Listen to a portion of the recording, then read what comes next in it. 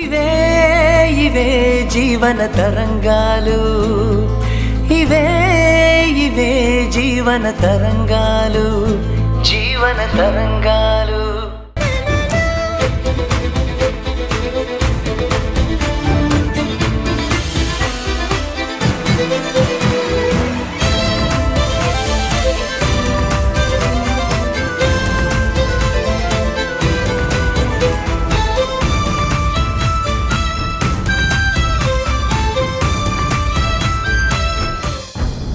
ఏంటి ఆలోచిస్తున్నావు?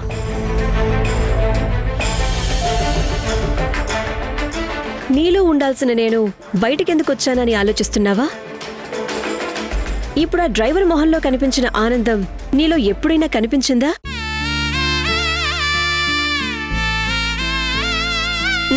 లేదు కదా. ఎందుకంటే వాడి మొహంలో తన భార్య అమ్మతనాన్ని పొందబోతుందన్న ఆశ ఉంది. కాని నీకు ఆ ఆశే లేదు. తల్లి కావాలన్న ఆశయం అంతకన్నా లేదు. నువ్వు పెద్ద హోదాలో ఉన్నంత మాత్రాన నీ జీవితం పరిపూర్ణం అవ్వదు దేవిక. అమ్మతనంతో మాత్రమే అది సాధ్యమవుతుంది.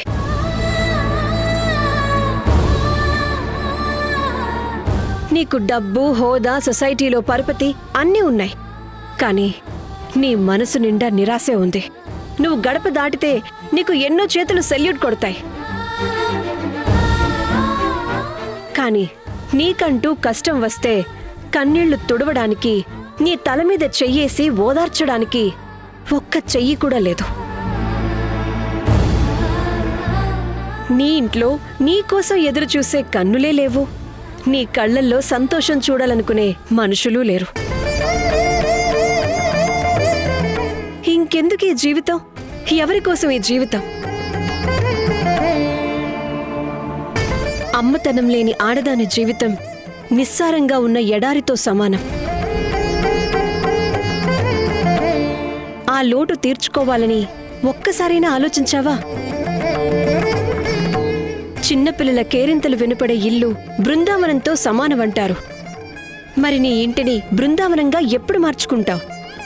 నా ఇంటిని బృందావనంలా మార్చుకోవాలని 1 కాదు 2 కాదు 8 సంవత్సరాలుగా నా భర్తను భరిస్తూ ఎదురు చూశాను. అమ్మ అన్న పిలుపు కోసం అనుక్షణం నేను ఎంతగా అలమటించిపోతున్నానో నీకేం తెలుసు? డైలీ జాగింగ్ చేసే సాకుతో రోజు ఉదయం సాయంత్రం కనిపించిన స్కూల్స్, ట్యూషన్ల ముందు ఆగి పిల్లల్ని చూస్తూ అలా నిలబడిపోయేదాన్ని. వాళ్ళ చిరునవ్వులు, అలకలు, గొడవలు, కేరింతలు అన్నింటినీ నా గుండెల్లో అందమైన జ్ఞాపకాలుగా పదిలంగా దాచుకునేదాన్ని.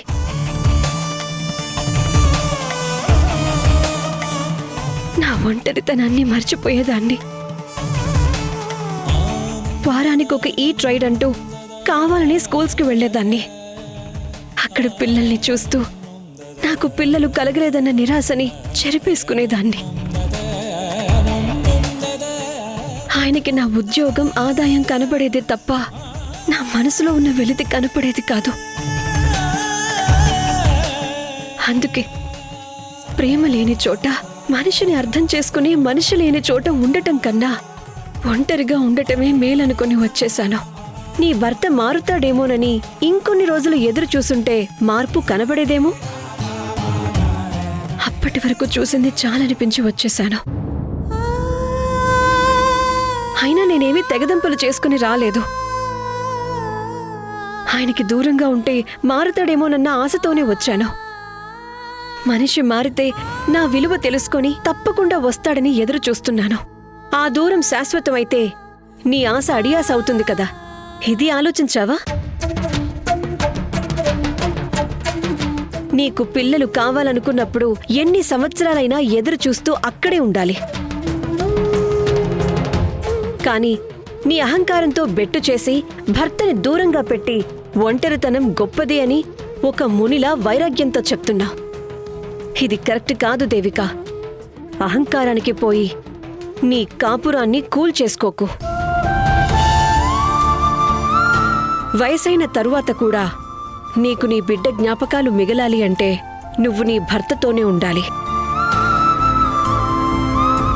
నీ కలలు నిజం చేసుకోవాలి. నీ అంతరాత్మగా చెప్తున్నా, జాగ్రత్తపడు.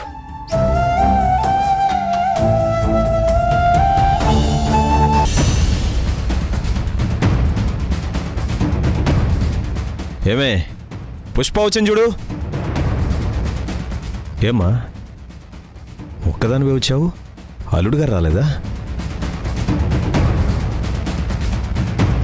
మీ ఆయన ఎక్కడే? నన్నేం అడక్కు. ఏమైంది అలా ఉన్నావు?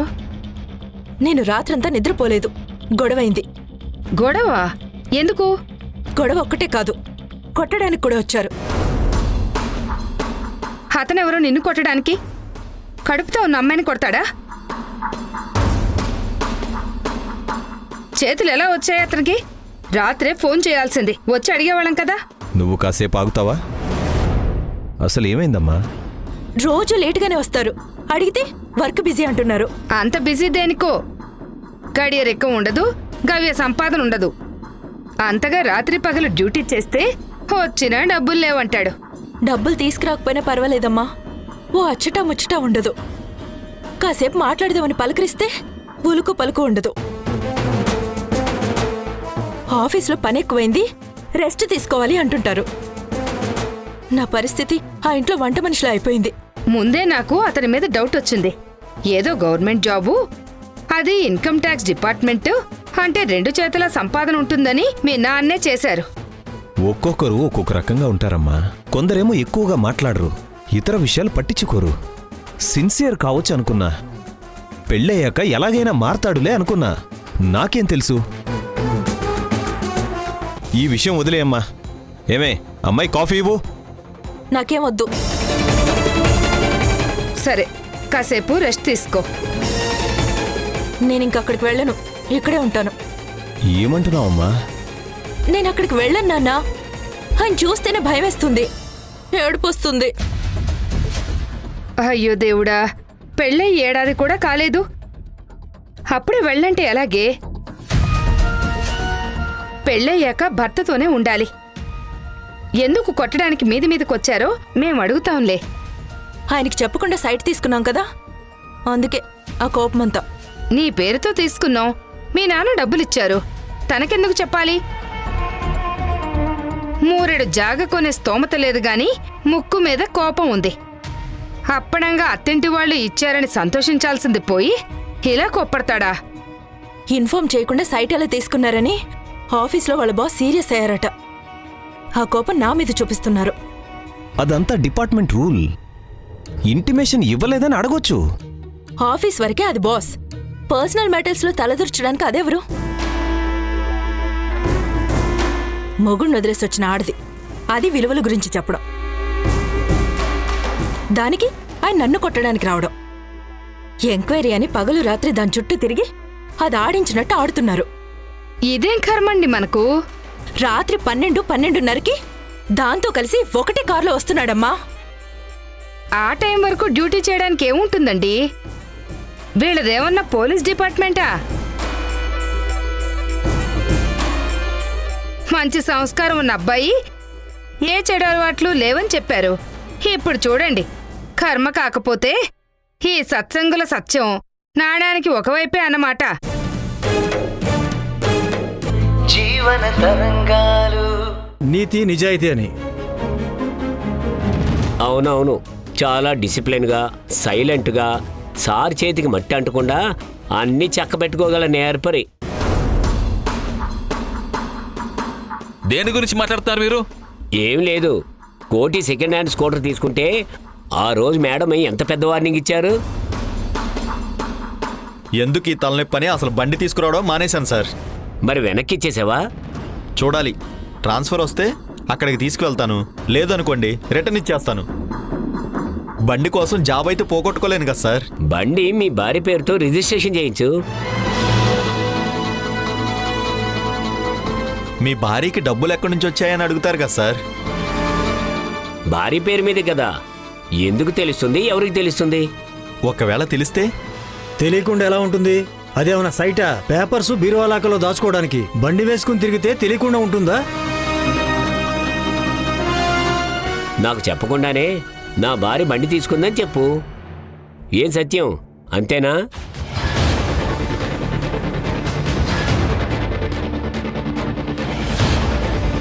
అలా ఎలా సార్? ఎలా మేనేజ్ చేయాలో మన సత్యం గారిని అడుగు, చెప్తారు. ప్రభాకర్ గారు, మీరు విషయం తెలియకుండా నోటుకొచ్చినట్టు మాట్లాడకండి. ఏంటి సార్, మ్యాటర్ మీ వరకు రావడంతో కోపం వచ్చిందా? మీ భార్య పేరు మీద సైట్ తీసుకోలేదా? ఇంటిమేషన్ ఇచ్చారా? అదంతా నన్ను నిరికించాలని నాకు తెలియకుండా ఎవరు చేశారో మీకు తెలుసు. అలాగే అనుకుందాం. ఇప్పుడు సైట్ కొన్నారని తెలిసింది కదా, సైట్ వెనక్కిస్తారా? మన కోటి బెటరు. బండి వెనక్కిచ్చేయడానికి రెడీగా ఉన్నాడు. కానీ మీరు అలా కాదు. పేరుకేమో సత్యం, ఆఫీసులోనేమో సిన్సియర్, లోపల నడిపించే కథ మాత్రం వేరు. Mister Prabhakar, this is too much. ఏంటయ్యా టూ మచ్? ఇప్పుడేంటి, సైట్ పేపర్స్ వెనక్కిస్తావా లేక నీకు తెలియకుండా కొన్న భార్యను వదిలేస్తావా? రెండు నీ వల్ల కాదు.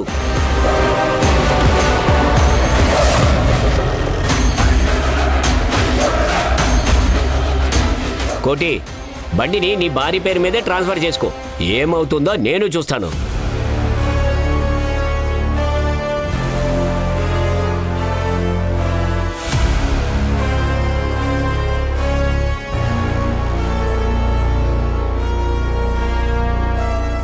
Excuse me madam. Yes please. పర్లేదు మేడం, రమ్మని కాల్ చేశారు. 2 రోజుల నుంచి కనిపించడం లేదు. ఇక్కడ చాలా వర్క్ ఉంది. ఎవరు చేస్తారు? నేను ఇక్కడ నుంచి నా ట్రాన్స్ఫర్ తీసుకుంటాను మేడం. నేను ఆ సైట్ గురించి క్రాస్ ఎగ్జామిన్ చేసినందుకు ఇంకా కోపం తగ్గలేదా? కోపం ఏమీ లేదు మేడం. మీరే చెప్పారు నాకంటే కూడా కేసే ముఖ్యమని. అది నిజమే. నాకే చాలా అసహ్యం వేస్తుంది ఆఫీస్కి రావాలంటే. సైట్ విషయం తెలిసాక ఎవరు నన్ను గౌరవించడం లేదు. మనసుకు చాలా బాధేస్తుంది. ఇంట్లో భార్యకి, అత్తమామకి నా సిచ్యువేషన్ అర్థం కావట్లేదు మేడం. 2 చోట్ల మేనేజ్ చేయటం చాలా కష్టమవుతుంది మేడం. అందుకే ఇక్కడ నుంచి ట్రాన్స్ఫర్ తీసుకుంటున్నాను. తీసుకోండి, కానీ మీ ప్రాబ్లంకి సొల్యూషన్ అదేనా? సొల్యూషన్ అది కాకపోవచ్చు, కానీ అంటే ప్రాబ్లంని ఫేస్ చేయడాన్ని కొద్ది రోజులు పోస్ట్ పోన్ చేయడం, అంతేనా? మీ ఏజ్ ఎంత? 28 ఏళ్ళు. 28 ఏళ్లకే ఎస్కేప్ అయితే ఎలా? పరిస్థితులు అలా ఉన్నాయి మేడం. పరిస్థితులన్నీ అనుకూలంగా ఉన్నప్పుడు ఎవరైనా నిజాయితీగానే ఉంటారు. పరిస్థితులు ఎలా ఉన్నా నిజాయితీగా ఉంటేనే డైనమిక్ ఆఫీసర్ అంటారు. మీరు ఎస్కేప్ అవుతారో లేక డేరింగ్ అండ్ డాషింగ్ అని ప్రూవ్ చేసుకుంటారో మీ ఇష్టం.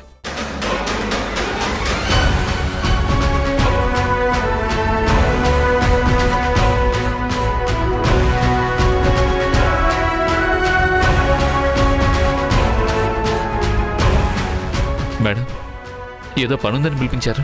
పనేంటో చెప్పండి మేడం. మీ భార్యకి ఆశ ఎక్కువ. మామగారు కరప్టెడ్, అత్తేమో గయ్యాలి. వాళ్ళ తప్పేమీ లేదు.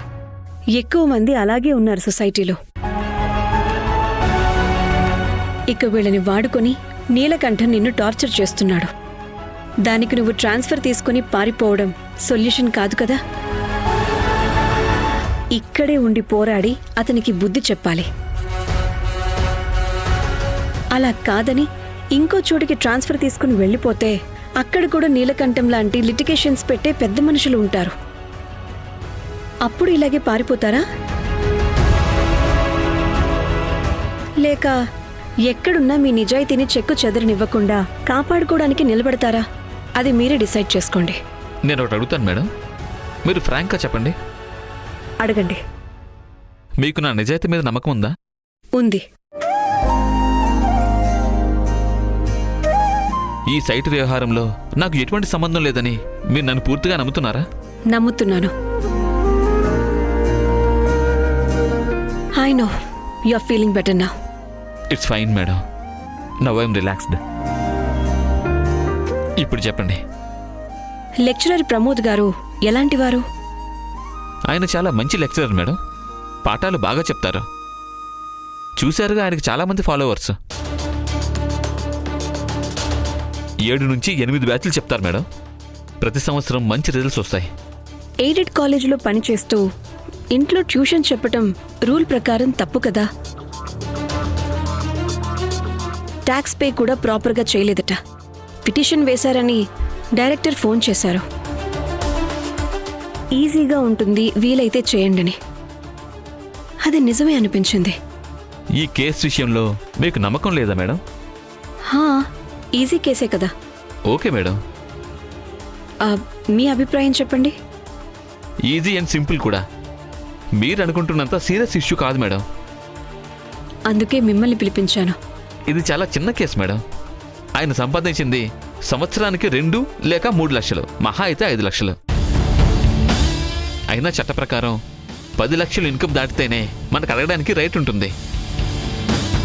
కానీ టోటల్ అమౌంట్ 35 లక్షలకి కేసు ఫైల్ చేయాలి అంటే అది పిచ్చుకపై బ్రహ్మాస్త్రం అవుతుంది మేడం.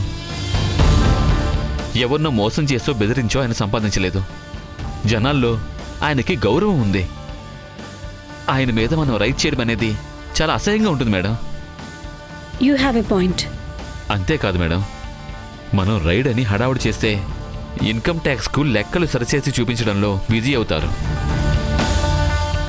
అప్పుడు పిల్లలకి పాఠాలు జరగవు. ఇంకో 2 నెలల్లో పరీక్షలు ఉన్నాయి మేడం. అది కూడా పెద్ద ప్రాబ్లం అవుతుంది మేడం. కొంచెం ఆలోచించండి మేడం. కావచ్చు, కానీ ట్యాక్స్ పే చేయలేదనేది నిజమే కదా. వెళ్ళి చెబితే కడతారు, అక్కడితో సరిపోతుంది కదా మేడం. నువ్వు చెప్పేది నిజమే. వెళ్ళి చెప్తే ట్యాక్స్ పే చేసే వాళ్లపై రైట్ చేసి ఇబ్బంది పెట్టకూడదు. అందుకోసం కాదు మనం ఉంది ఇక్కడ. కాబట్టి మీరు ఒకసారి అన్నీ కనుక్కొని రిపోర్ట్ చేయండి. నేను క్లోజ్ చేస్తాను. Okay madam. అయినా ఇలాంటి వాళ్ళకి ప్రభాకర్ కరెక్ట్ మేడం. ఆయనకే ఇవ్వండి. Okay fine. ఇకపోతే నేనొచ్చి 1.5 నెల అవుతుంది. ఒక్క కేసు కూడా చేయలేదని ప్రెషర్ మొదలైంది. ఇంకో వారం అంతే మేడం. మేడం, నీలకంఠం కేసు రెడీ అవుతుంది. నేను రిపోర్ట్ తీసుకొచ్చిస్తాను. ఇంటి గొడవలో పడి ఆఫీస్ వర్క్ మర్చిపోయావేమో అనుకున్నాను. అసలు ఈ ప్రాబ్లమ్స్ అన్నిటికీ మూల కారణం నీలకంఠమే కదా మేడం. అతను ఎలా మర్చిపోతాను? That's the spirit. ఓకే, ఇక మీరు వెళ్ళొచ్చు. Okay madam. సత్యం, జీవన తరంగాలు. ఒక్క మాట చెప్తాను విను. నువ్వు నా కూతురువి. నీకోసం కష్టపడటం నాకు బరువు కాదు. నాకే కాదు, ఏ తల్లికి తన బిడ్డల కోసం కష్టపడడం ఇబ్బంది కాదు. అంతేకాదు, ఆ పిల్లలు పడ్డ కష్టాన్ని గుర్తించి ఇంకొక మెట్టు పైకి ఎదిగితే అన్ని రోజులు పడ్డ కష్టాన్ని కూడా మర్చిపోతారు. అంతేగాని అమ్మనిక కష్టపెట్టుకోకూడదు. ఎవరైతే ఏంటి అని ఈ చక్రధర్ చెప్పేది విని బోల్తా పడ్డావో, ఇన్ని రోజులు నీకోసం నేను చేసిన త్యాగాలన్నీ వృధా అయిపోతాయి. థ్యాంక్స్ అమ్మా. తన పరిస్థితి బాలేదంటే నేనెందుకు అతన్ని పెళ్లి చేసుకోవాలి? ప్రతిదానికి డిప్రెషన్లోకి వెళ్ళిపోయేవాడితో నాకేంటి పెళ్లి? వద్దంటే వద్దంతే. చక్రధర్ రాని, వాళ్ళ అబ్బాయి రాని, నేను మాత్రం పెళ్లి చేసుకోను. థ్యాంక్స్ అమ్మమ్మ. నాకెందుకే థ్యాంక్స్? ఆ చెత్త చక్రధర్కి అమ్మనిచ్చి పెళ్లి చేయలేదు కదా. చాలే ఆపు. నిరూప్ చేశాడా? కాదు, వాడి బాబు కావచ్చు. అమ్మా, నువ్వే ఫోన్ లిఫ్ట్ చేయి. పాత ఫ్రెండ్ కదా, గట్టిగా వాయించు. ఫోన్ తీసుకొస్తా నాకు.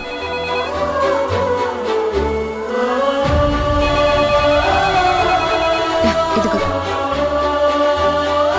హలో. హలో అమ్మా, నేను మహేష్ని.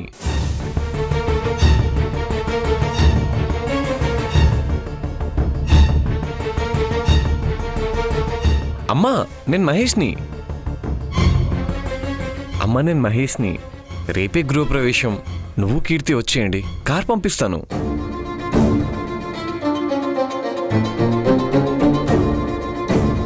అమ్మా, కోపం ఉంటే తర్వాత చూపించండి. రేపు మాత్రం రండమ్మా. కనీసం ఒక అరగంటైనా వచ్చేళ్ళండి.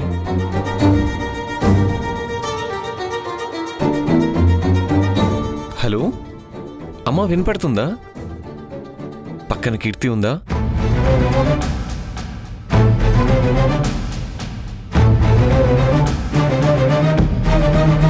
అమ్మా అమ్మా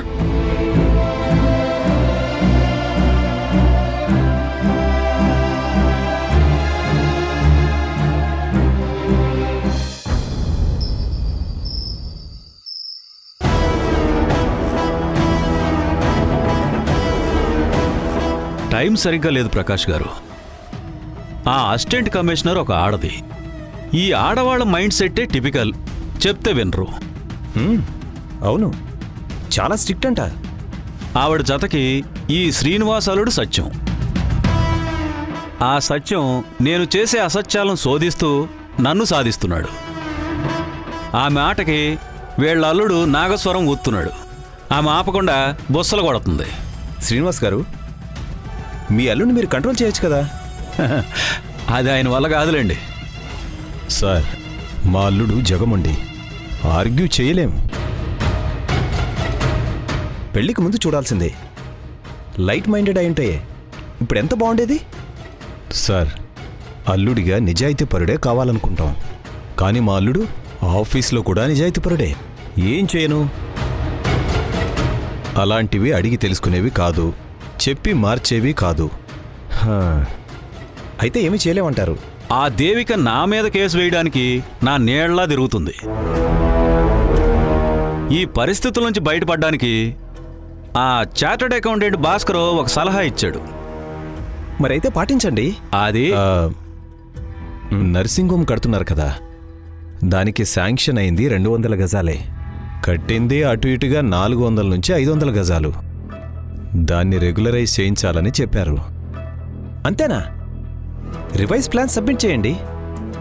నేను ఇన్స్పెక్ట్ చేసినట్టుగా ఇచ్చి సంతకం పెట్టేస్తాను. అయితే ఒక మాట చెప్పండి సార్. ఏంటో? శ్రీనివాస్, ఏం లేదు, ఇంకా 400 గజాలకి ప్లాన్ శాంక్షన్ కావాలి. ఇప్పుడు 100 గజాల్లో బిల్డింగ్ కట్టాం. ఇక 400 గజాల బిల్డింగు రేపటి నుంచి స్టార్ట్ చేసి ఇంకో 6 నెలల్లో కంప్లీట్ అవుతుంది అన్నట్టు డాక్యుమెంట్స్ కావాలి.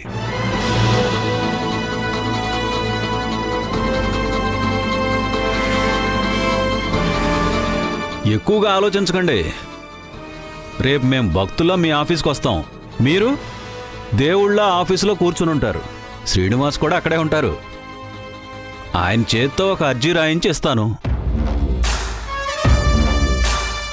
ఏమని సార్? ఊర్లో ఉన్న జనాలందరికీ నేను కట్టబోయే నర్సింగ్ హోమ్ ఉపయోగపడాలి కాబట్టి ఇన్ని రోజులు 200 గజాల్లో కట్టిన నర్సింగ్ హోమ్ 500 గజాల వరకు విస్తరించేందుకు ప్లాన్ కావాలి. దాన్ని మీరు అప్రూవల్ చేస్తే చాలు, మాకెంతో హెల్ప్ చేసిన వాళ్ళు అవుతారు.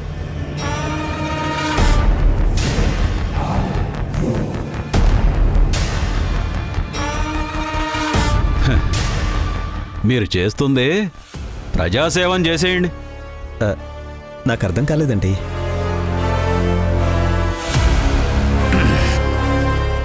ఇప్పుడు 500 గజాలంటే ఇంచుమించుగా 8 కోట్లు అవుతుంది. కానీ లెక్కల్లో ఉంది 2 కోట్లు మాత్రమే. ఇప్పుడు ఇన్కమ్ ట్యాక్స్ ఆఫీసర్ వచ్చి బిల్డింగ్ దగ్గర కూర్చుంటే అకౌంట్స్లో 2 కోట్లని చూపించారు.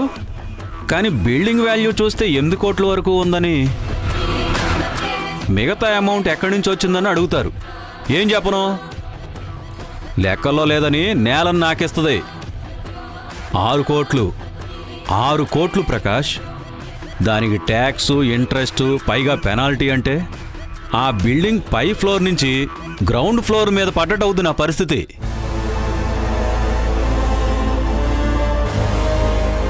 అయితే ఇప్పుడు కట్టిన బిల్డింగ్ ఉంది 200 గజాల్లో మాత్రమే అని డాక్యుమెంట్ కావాలి. అలాగే కొత్తగా ఎక్స్టెన్షన్ చేయడానికి అప్రూవల్ కావాలి. అవును,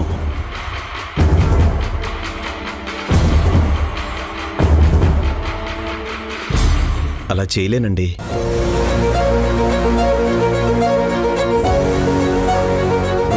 చేస్తే దొరికిపోతాను. నా జాబ్ పోతుంది.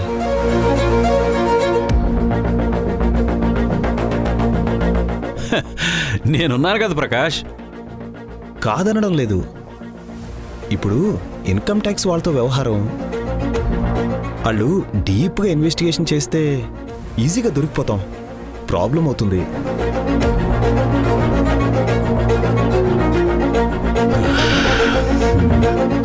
ఏంటి శ్రీనివాస్ ఇది? అయితే ఇప్పుడు అవదంటారా? కష్టమవుతుందనుకుంటా. డబ్బులు ఎక్కువ ఇస్తానయ్యా. ఇన్కమ్ ట్యాక్స్ వాళ్ళని 6 నెలలు అక్కడికి రానివ్వకుండా మేనేజ్ చేస్తా. కష్టం, చాలా రిస్క్. కుదరదంటారా? అదే ఆఖరి మాట. లేదండి, మీరు కట్టే బిల్డింగ్ వైపు చూడొద్దు, కళ్ళు మూసుకుని ఉండండి అంటే చూసి చూడనట్టుంటాను. కానీ దొంగ డాక్యుమెంట్స్ వద్దు, జైలుకి వెళ్లాల్సి ఉంటుంది.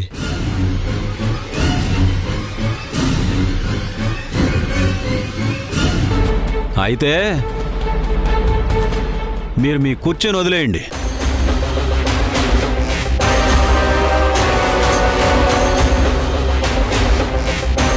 జీవన తరంగాలు.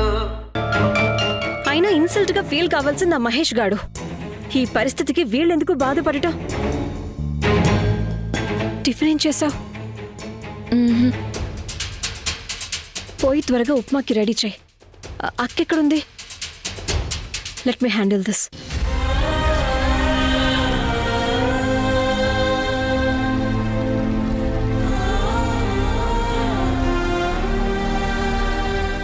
నాకీ సంగతి తెలీదక్కా. గృహప్రవేశానికి వెళ్తున్నాం కదా అని బాగా రెడీ అయ్యి పట్టుచీర కట్టుకుని వచ్చాను. వేరే చీరిస్తావా? ఎందుకే? ఇది బానే ఉందిగా. కానీ మీరు బాగోలేరు కదక్కా. మీరందరూ డల్గా డిసప్పాయింట్ అయ్యుంటే నేను మాత్రం పట్టుచీర కట్టుకొని నట్టింట్లో అటు ఇటు ఎలా సంతోషంగా తిరగలను? ఆ బ్లౌజ్కి మ్యాచ్ అయ్యే శారీ నా దగ్గర లేదే.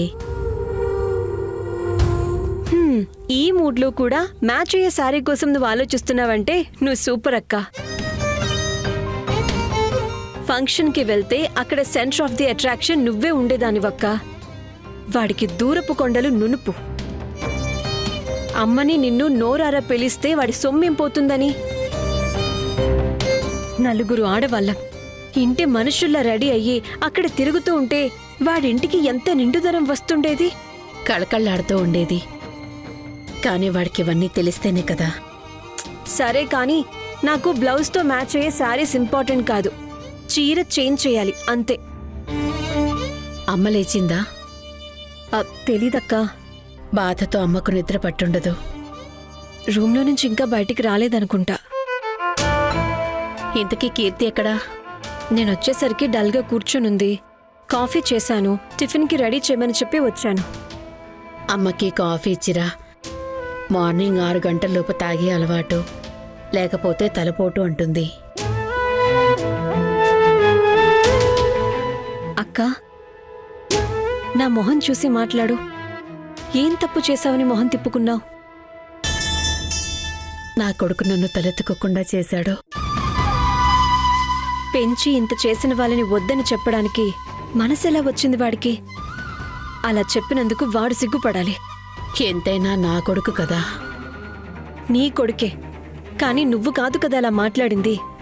పిల్లల్ని కంటాం కానీ వాళ్ళ పిలుపుల్ని కనలేం కదా. దానికి నువ్వేం చేస్తావక్కా? అంతే అంటావా? అంతే అక్క. వాడు అమ్మని పిలవలేదు, అందుకని నువ్వు వెళ్ళటం లేదు. అమ్మ కోసం కొడుకు పిలుపునే వద్దనుకున్నావు. ఇంకా నువ్వెందుకు తలదించుకోవాలి? ఒకవేళ కొడుకు కోసం అమ్మని వదిలిపెట్టి వెళ్తే అప్పుడు ఆలోచించాల్సింది. వంటలు చేస్తే వచ్చిన డబ్బుతో వాడికి 3 పూటలా తిండి పెడితే ఇప్పుడు పెద్దవాడై అమ్మను వంట మనిషి అంటాడా? నా మనవడి బిల్డింగ్ కళ్ళ నిండా చూసుకొని వస్తాను. నేను సుఖపడకపోయినా వాడైనా సుఖపడాలని కోరుకున్నా అమ్మమ్మని అక్కడికి రావద్దంటాడా? అలా అనడానికి వాడికి నోరెలా వచ్చిందో.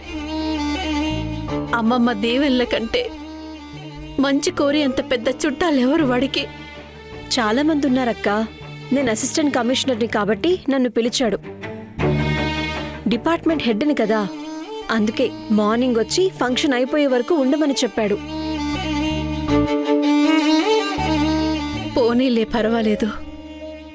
నేను క్లర్క్ని కాబట్టి నా లెవెల్కి నువ్వు ఇలా వచ్చి అలా వెళ్తే సరిపోతుందిలే అనలేదు.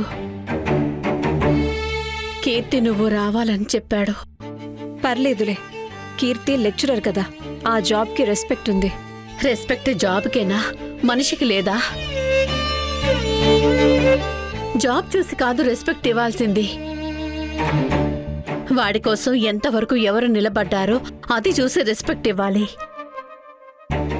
అయినా ఇక్కడ ఇచ్చి పుచ్చుకోవడాలు కాదు, రక్త సంబంధం. దాన్ని మర్చిపోతే ఎలా దేవిక? ఏం చేస్తాం, నీ కొడుకు అలా మారిపోయాడు మరి. కొత్తిల్లు, కొత్త పలకరింపుల కోసం ఆరాటం, పెద్ద పెద్ద పరిచయాల కోసం మోజు, అంతే కదా? వదిలే అక్క, వెళ్ళి అమ్మకి నీ చేత్తో కాఫీ ఇవ్వు. అమ్మ కూడా నీ మొహం ఎలా చూడాలో ఏంటో అని అనుకుంటుందో ఏమో. పాపం అమ్మ, నీ పెళ్లి కోసం కట్టుకోవాలనుకున్న చీర అప్పుడంటే కుదరలేదు. ఇప్పుడెవరాపుతారే నా మనవడి ఫంక్షను అంది. వీడి గృహప్రవేశానికి కట్టుకుంటే ఆ చీరేదో ఒక శుభకార్యానికి కట్టుకున్న కోరిక నెరవేరుతుంది అని ఎంతగానో ఆశపడింది. పాపమమ్మ. ఏం చేస్తాను చెప్పక్క, అమ్మతో కలిసుండే అదృష్టం ఎంతమందికి ఉంటుంది? నీకు రాసిపెట్టుంది కాబట్టి అమ్మతో ఉంటున్నావు. వాడికంత అదృష్టం లేదులే అక్క. అందుకే వాణ్ణి నేను కూడా వదిలేశాను. సరే పద అక్క, పద రా.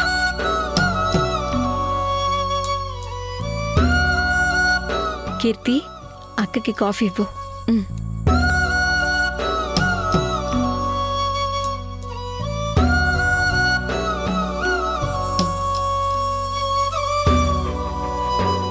తాగు. మార్నింగ్ త్వరగా లేచావా? నిద్రపోతేనే కదా. కన్నార్పకుండా అలాగే ఆలోచిస్తూ ఉండిపోయావా? మీ నాన్నెక్కడా? తెల్లవారుజామునే వెళ్ళిపోయారు, షార్ప్ 5:30కి. ఏ ఒకేషన్ వచ్చినా రెగ్యులర్గా వేసుకునే పట్టు జుబ్బా పంచా కట్టుకుని వెళ్ళిపోయారు. ఇంటి ఫంక్షను, అందుకే ముందే వెళ్ళి ఉంటాను అనుకుంటూ వెళ్లారు. మీరు వెనకాలే రండి అని పెదరాయుడు లెవెల్లో చెప్పి మరీ వెళ్లారు. వెళ్ళగానే ఈ పెదరాయుడికి అక్కడ మర్యాదలు చేసేవాళ్ళెవరట? అసలు మాట్లాడించేవాళ్లే లేరు. బావ అవన్నీ పట్టించుకోడు. అవమానం కదా. ఎవరికి? ఇంకెవరికి? ఈయనకే. పట్టించుకుంటే అవమానం, లేకపోతే లేదు. బావ అవన్నీ లైట్ తీసుకుంటాడు. నువ్వెందుకే మూతి ముడుచుకొని ఊ అని ఉన్నావు? వాడలా చేస్తే కోపం నా మీద చూపిస్తే ఎలా? నేనేం చేయాలి చెప్పు? పాపం, ఫంక్షన్ ఒక రోజు ముందు వేసుకోవడానికి డ్రెస్ మెటీరియల్ తెచ్చుకుంది. గృహప్రవేశం రోజు చీర కట్టుకుంటానని చెప్పింది. ఎవరితో నెక్లెస్ కూడా తీసుకొచ్చుకుంది. బాధగా ఉందా కీర్తి? ఉండదా మరి? మీరేమో 8 దాటినా రూమ్లో నుంచి బయటకు రావట్లేదు. నేనేమనుకోవాలి? లోపలికొచ్చి మిమ్మల్ని మాట్లాడించాలంటే భయం. మీరెంత దిగులుగా ఉన్నారో, ఏం చెయ్యాలో తెలియక బయట అలా కూర్చున్నాను. టైంకి పిన్ వచ్చింది కాబట్టి సరిపోయింది.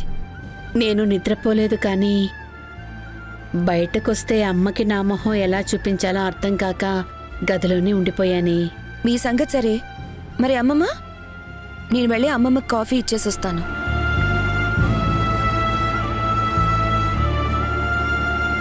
అక్కడ ఫంక్షన్ మొదలై ఉంటుంది. ఇక్కడ మనకి టెన్షన్. పిలిస్తే ఒక తలనొప్పి, పిలవకుంటే ఇంకొక బాధ. వాడమ్మని పిలవలేదు అంటే మర్చిపోయాడనుకోవచ్చు, కానీ రావద్దన్నాడు. అమ్మని వద్దన్నప్పుడు నేనెందుకు వెళ్తాను? మనుషుల్ని చిన్నచూపు చూసే మానవత్వం లేని చోటుకు నేను వెళ్ళను. పైపై మెరుగులకు మురిసే వాడి ఇంటి గడప నేను తొక్కను. సరే. అక్కడందరూ అడుగుతూనే ఉంటారు, కొడుకు ఇల్లు కట్టి గృహప్రవేశం చేస్తే తల్లి రాకపోవడం ఏంటని నలుగురు నానా రకాలుగా అనుకుంటారు. వీడికి పిలిచేందుకు నోరు రాలేదన్న సంగతి వాళ్లకు తెలీదు. అక్కడికి వెళ్ళనందుకు నాకు చెడ్డ పేరు.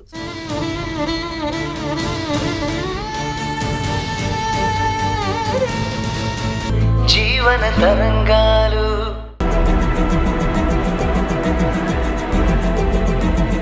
ఆఫీస్ విషయాలు ఇంట్లో డిస్కస్ చేయడం నాకు ఇష్టం ఉండదు వర్స్ట్గా. నేను అంతే. నా ఆఫీస్ విషయాలను నా ఇంట్లో మాట్లాడడానికి ఇష్టపడను. కరెక్టేనండి. కానీ వేరే వాళ్ళ ఇంట్లోకి వెళ్ళి ఇలా దర్జాగా కూర్చుని మాట్లాడతాను. ఎందుకంటే దట్ ఈజ్ మై జాబ్. నా ఆఫీస్ వర్క్ యాక్టివ్గా స్టార్ట్ అయ్యేది వేరే వాళ్ళ ఇళ్లల్లోనే. ఆదాయానికి మించిన ఆస్తులున్నాయని కంప్లైంట్ ఇచ్చిన వారి ఇంటిపై రైడ్ చేయటమే నా డ్యూటీ. అందుకోసం ఇక్కడికి వచ్చానని చెప్పకండి వర్స్ట్గా. మీకు మీరు అంత వర్స్ట్ కండిషన్ తెచ్చుకుంటే తప్పదుగా మా డిపార్ట్మెంట్కు. అయినా మా ఇంటి మీద రైడ్ చేస్తే ఏమొస్తుంది మీకు? గవర్నమెంట్ ఇస్తున్న జీతంకు తగ్గట్టు ట్యాక్స్ పే చేస్తున్నా. ఈ ఎక్స్ట్రా నాకెందుకుంటుంది వర్స్ట్గా? రెంట్స్ కావచ్చు, భార్య పేరుతో బిజినెస్ ఉండొచ్చు, మీరే ఇంకొకరి పేరు మీద ఏమైనా సైడ్ బిజినెస్ చేయొచ్చుగా. నాకంతలేదు వర్స్ట్గా.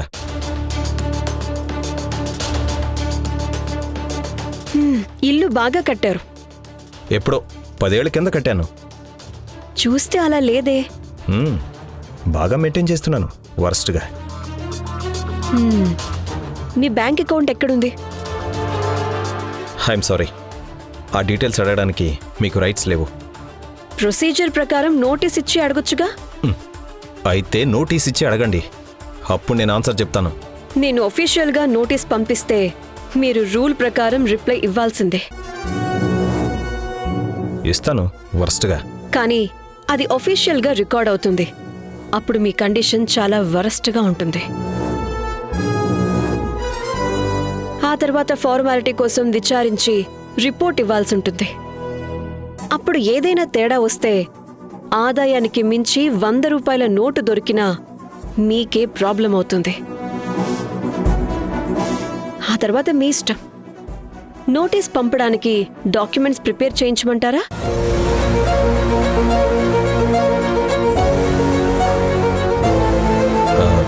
నా అకౌంట్ ఈ వీధి చివరుండే బ్యాంక్లో ఉంది. చూశాను. అదొక్కటేనా? Any FDs? లేదు. ఈ ఇల్లు ఒక్కటేనా? 2 సైట్స్ కూడా ఉన్నాయి. మీ పేరుతోనా? ఒకటి నా భార్య పేరుతో, ఇంకోటి నా కొడుకు పేరున. మరి డిపార్ట్మెంట్కి ఇన్ఫార్మ్ చేశారా?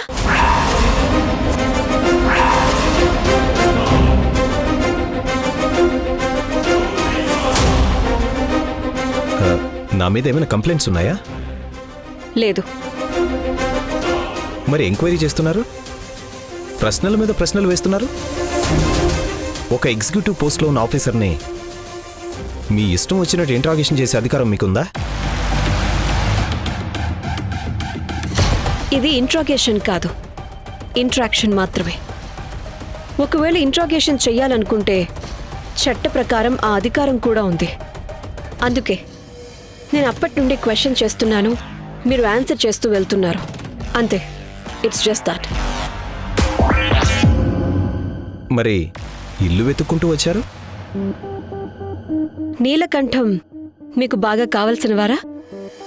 ఏమీ లేదు, ఆయనలా చెప్పుంటాడు వరస్ట్గా. అందరికీ తెలిసిన ఓపెన్ సీక్రెట్, నీలకంఠం కట్టే ఏ బిల్డింగ్ అయినా టౌన్ ప్లానింగ్ ఇచ్చిన ప్రొసీజర్స్ ఫాలో కాడు. అది మీకు మీ డిపార్ట్మెంట్కు తెలిసినా చూసి చూడనట్టు వదిలేస్తారు. అలా ఏమీ లేదు. ఆయన చాలా బిల్డింగ్స్ కట్టారు. అన్ని బిల్డింగ్స్కి ప్లాన్ శాంక్షన్ చేసింది నేనే. ఎక్కడా అప్రూవల్స్కి మించి కట్టినట్టు నా దృష్టికి రాలేదు. I sure? షూర్. ఒకవేళ వస్తే చట్ట ప్రకారం యాక్షన్ తీసుకుంటాం. ఇప్పుడు ఆయన నర్సింగ్ హోమ్ కడుతున్నారు. ఆ బిల్డింగ్ ప్లాన్ ఎన్ని గజాలు? నేను ఒక ఎగ్జిక్యూటివ్ ఇంజనీర్ని. ఇంత పెద్ద సిటీలో ఎవరు ఏ బిల్డింగ్ కడుతున్నారు, ఎక్కడ కడుతున్నారు ఎన్ని గజాల్లో కడుతున్నారన్న విషయం నాకెలా అంత నోటెడ్గా గుర్తుంటాయి? ఫైల్స్ చూసి చెప్తాను. It's okay. మీకు కనీసం ఇదైనా తెలుసా ఆయన నర్సింగ్ హోమ్ కడుతున్న సంగతి? I'm not sure. I don't know. అయినా వెరిఫై చేయకుండా ఎలా చెప్పగలను వరస్ట్గా? మీరు వెరిఫై చేస్తూ ఉండండి. అక్కడ 200 గజాల్లో పర్మిషన్ ఇస్తే నీలకంఠం 500 గజాల స్థలంలో కట్టేశాడు వరస్ట్గా. ఏమో, కట్టుండొచ్చు. ప్లాన్ శాంక్షన్ చేసింది మీ డిపార్ట్మెంటే కదా? మా డిపార్ట్మెంటే కావచ్చు, కానీ అన్నిటికీ నేనే రెస్పాన్సిబిలిటీ అంటే ఎలా? రికార్డ్స్ వెరిఫై చేస్తే తెలుస్తుంది. బాగా వెరిఫై చేసుకున్నాక నాకు కాపీ పంపించండి. చట్ట ప్రకారం మీకు పర్సనల్గా ఇవ్వడం కుదరదు.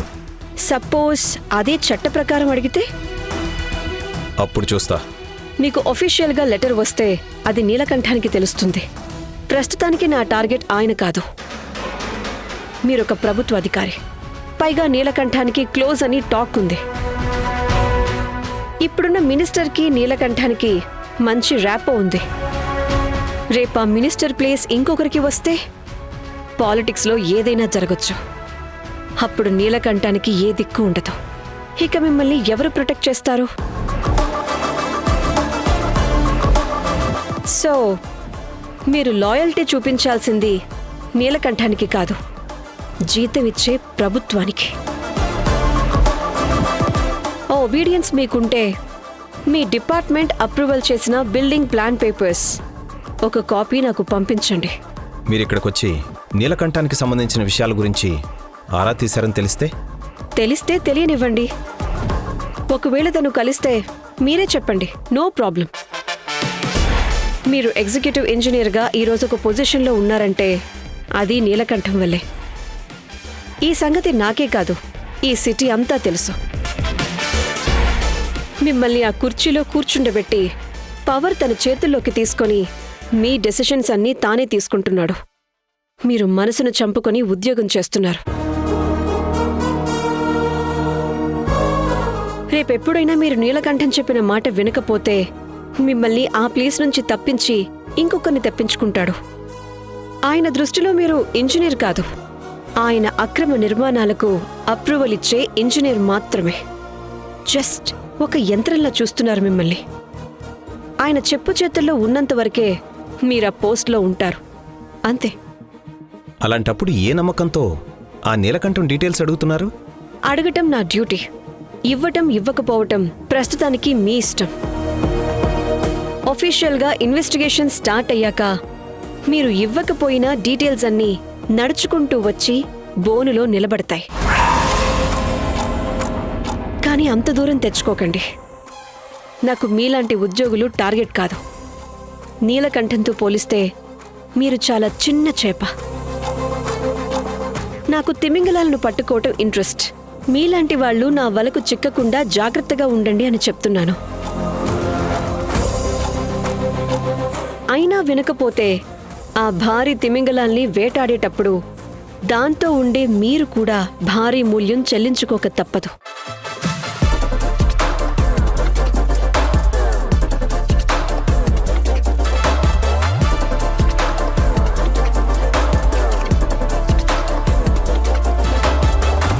జీవన తరంగాలు.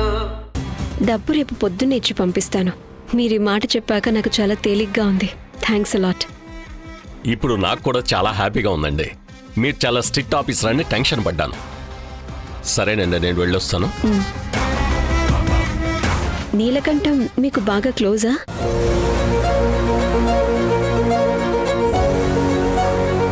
ఆయన ఒక నర్సింగ్ హోమ్ కడుతున్నారు. ఆయనకు కూడా ఇలాంటి డాక్యుమెంట్స్ అవసరం వచ్చిందని విన్నాను.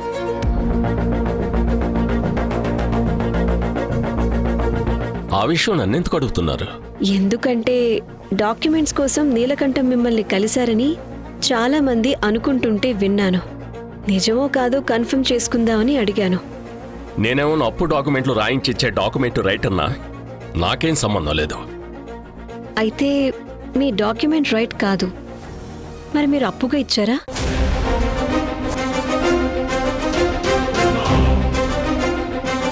నేను చెప్పిన లెక్క ప్రకారం మీ కంపెనీ సంవత్సరం ట్రాన్సాక్షన్ ₹1,00,00,000. అలాంటప్పుడు నీలకంఠానికి 6 కోట్ల అప్పు ఎలా ఇచ్చారు?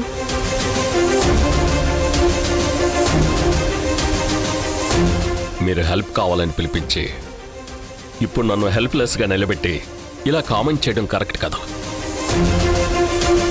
ఇంటికి పిలిపించి బెదిరించడం చట్టరీత్యా నేరం అవుతుంది. You're right. నేను మీ ఇంటికి రావాల్సిందే, లేదా మిమ్మల్ని మా ఆఫీస్కి పిలిపించాల్సిందే. చట్ట ప్రకారం నాకు ఆ మాత్రం అధికారం ఉండదనుకుంటున్నారా? ఉంటుంది కదా. కానీ ఒక్కసారి ఫినాన్స్ కంపెనీపై ఇన్కమ్ ట్యాక్స్ ఎంక్వైరీ స్టార్ట్ అయిందంటే ఏమవుతుందో మీకు తెలీదా? మీ దగ్గర డిపాజిట్ చేసిన వాళ్ళు మీ కంపెనీని డిఫాల్టర్ కంపెనీ అనుకొని డిపాజిట్లు వెనక్కిమ్మని అందరూ ఒకేసారి మీ మీద పడిపోతారు. కొత్త డిపాజిట్లు రావు. ఇక అప్పు తీసుకున్నవారు ఎలాగో ఫినాన్స్ కంపెనీ ఎత్తేస్తారని వాళ్ళు అప్పు కట్టకుండా చేతులెత్తేస్తారు. కానీ మీరివ్వాల్సిన డబ్బులు, ఆస్తులు తిరిగిచ్చేయాల్సి ఉంటుంది. అప్పుడు మీ ఫినాన్స్ కంపెనీ చాప్టర్ క్లోజ్. మీరు ఏ 100 రూపాయలతో సిటీలో అడుగు పెట్టారో మళ్ళీ అదే 100 రూపాయలతో రోడ్డు మీద నిలబడాల్సి వస్తుంది. అది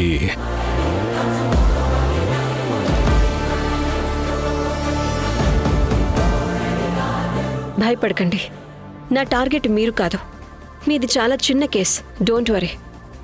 బట్ నా దగ్గర మీ అతి తెలివితేటలు చూపించకపోవటమే మంచిది. ఇదంతా వెళ్ళి నీలకంఠానికి చెప్పకండి. తెలివైన వారు మీరు. చెప్పరు, చెప్పలేరు.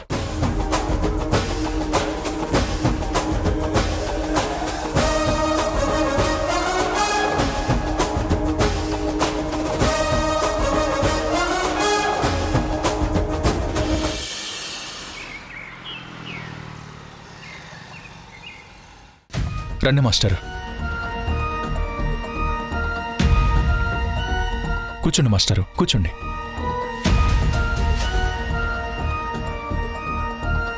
మాస్టర్ 1 మినిట్లో వస్తాను. అలాగే బాబు.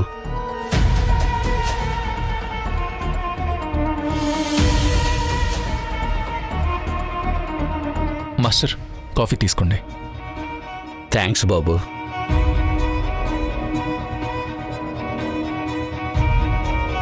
దేవిక ఎలా ఉంది మాస్టర్?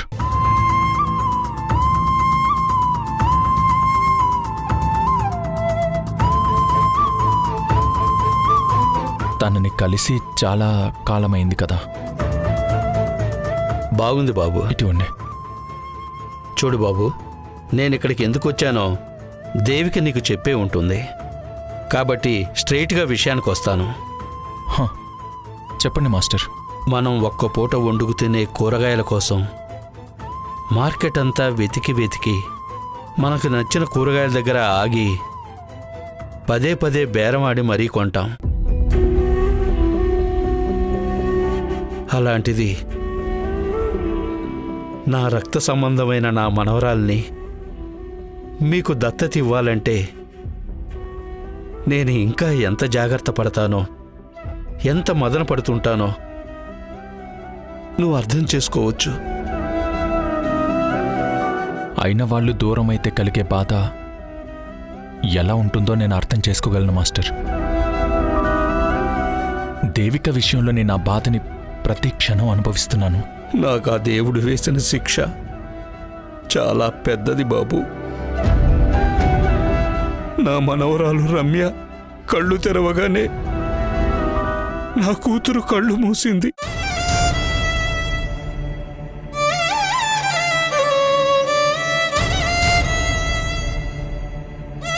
అప్పటినుంచి నా చాదస్తం వల్లే నా కూతుర్ని కోల్పోయానన్న బాధ నా గుండెల్ని తూట్లు తూట్లు పొడి చేస్తోంది.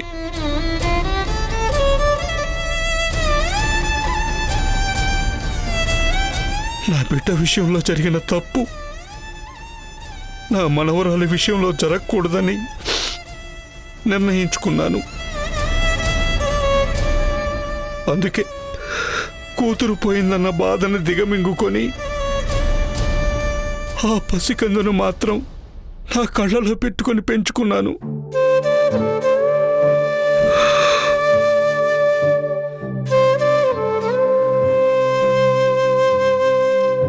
నేనున్నన్ని రోజులు రమ్య ఉంటుంది కానీ రమ్య ఉన్నన్ని రోజులు నేనుండను కదా. పండిన పండు పండిన తర్వాత చెట్టు నుంచి రాలిపడ్డట్టు 6-10 వయసున్న నేను ఇక ఎక్కువ రోజులు ఉండలేనని అర్థమవుతుంది బాబు. అలా మాట్లాడకండి మాస్టర్. మాస్టర్ మీకేం కాదు. లేదు బాబు,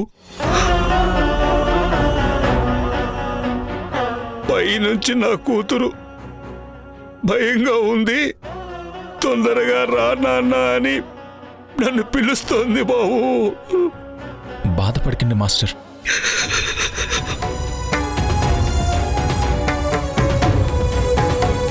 నిజానికి రమ్యని దత్తత ఇవ్వడం నాకిష్టం లేదు.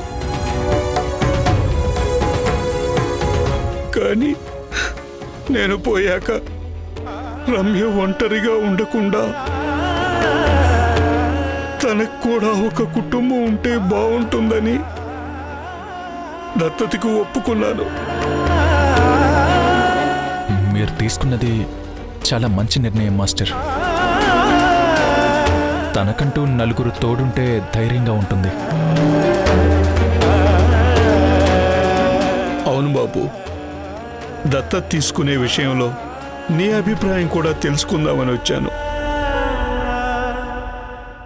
మాస్టర్, దేవిక నిర్ణయమే నా నిర్ణయం. రమ్యని మా సొంత కూతుర్లా చూసుకుంటాం. మీరేం వరి అవ్వకండి. సంతోషం బాబు, కానీ నాదో కండిషన్ బాబు. చెప్పండి మాస్టర్.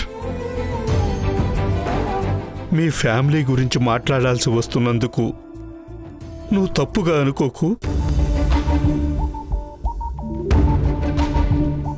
మీ ఇద్దరు భార్యాభర్తలుగా కలిసుంటేనే నేను దత్తత ఇవ్వడానికి ఒప్పుకుంటాను.